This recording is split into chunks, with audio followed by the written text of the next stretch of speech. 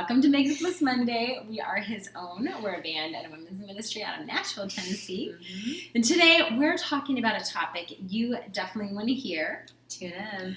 It is 5 ways to live a healthy dating relationship. So, Oh. for those of you who are dating, or those of you even more who want to be dating, listen up. Yeah, it's a topic we've been talking about a lot because, in case you hadn't heard the announcement we made, I actually got engaged this morning. we like him, we approve, he's awesome. give it An a amazing stand. man. But I'm it's very excited. but it's brought about a lot of conversations about, what did they do in their dating relationship that was really good and healthy.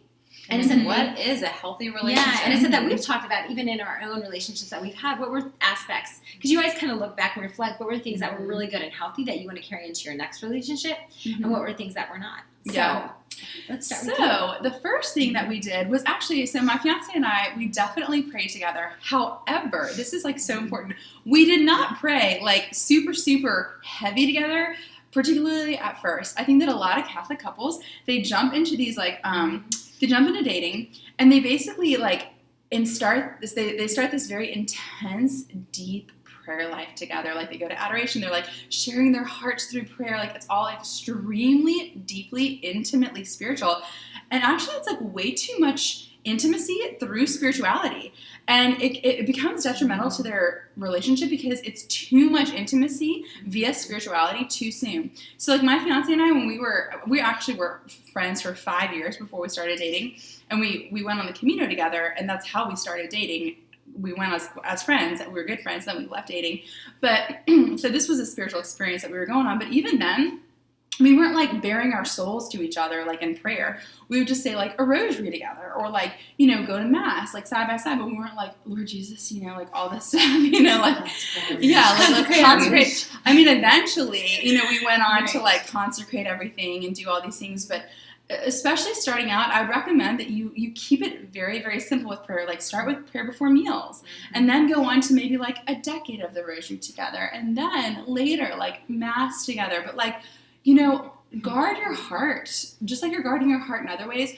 Guard your heart spiritually as well until you move into further intimacy in your relationship. So pray together, but keep it light.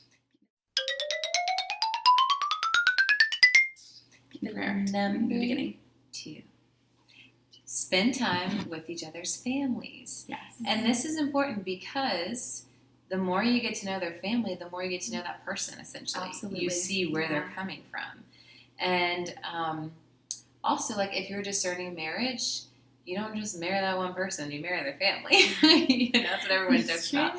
But you do. You become a part of their family, and they become a part of your life. So it's very important to get to know their family.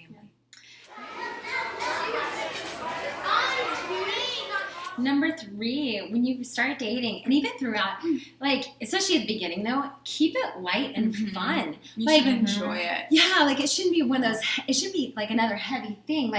Do you guys enjoy being together? What are fun things that you enjoy? Do you like to hike, or do you like to, I don't know, go to a carnival or go bowling, whatever. Ride some go-karts. Right, but keep it light and fun. I've had actually a lot of people who are married, who they're man, when you're dating, especially at the beginning, keep it light and fun.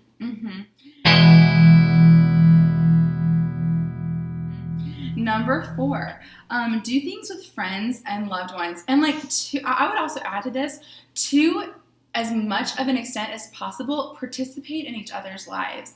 One thing that I loved, Robert and my fiance Robert and I, when we were dating, we were long distance because we're from Louisiana. He was living in Louisiana. I was here in Nashville. So it was a little bit difficult, but they got to know him, which was so important. It's really, really important what your closest friends think of your boyfriend. That is so important. You want their opinions, So I needed their green light. I needed a green light from them. We're all going to get engaged to this guy, right? She's our sister.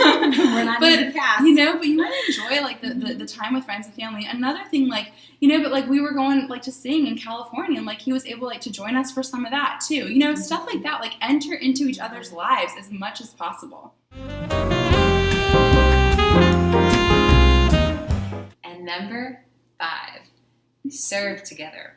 So this is really important because when you serve with, especially when you're dating or getting to know, you see their heart because it's not just about you. The attention's no longer on you and him. It's how does this person love other people? And that's really important to know about your significant other, your new bae. So, so there's a lot of different things to do. But I think kind of like a general thing is really just getting to know each other to see how that person is outside of just you two. In a Just lot in of different day-to-day life. ways. In day-to-day life. Those are some of our ideas. We'd love to hear your guys. What are some things that you have found, especially those of you who are maybe married now or engaged or dating someone seriously, or if if you're not dating anyone right now, but you were, and there were some things that you thought were really healthy there. So we want to hear what you guys leave us do. some healthy tips. Yeah, we'd love to hear it. We're still learning. So come find us on social media. Facebook and Instagram. At BSN, Twitter. BSN Music. Thanks, y'all. Bye, guys.